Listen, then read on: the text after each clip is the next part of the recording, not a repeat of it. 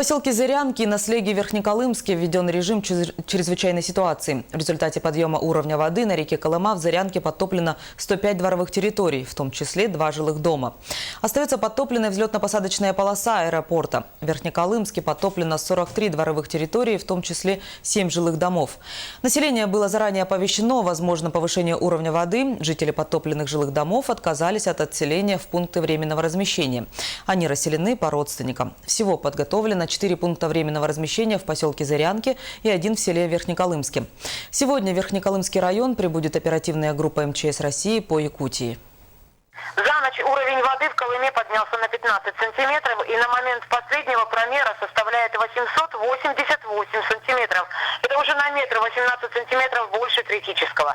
Зырянка уже достаточно сильно подтоплена, есть вода уже в нескольких постройках. В основном вода на улице Проточная, где расположены частные дома, подтоплены часть улиц Победы, Ленина и Ивана Слепцова.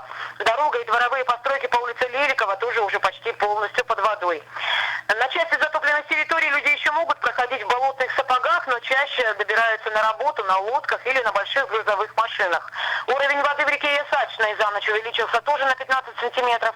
Расположенное на ее берегу село Верхнеколымск страдает больше Зырянки.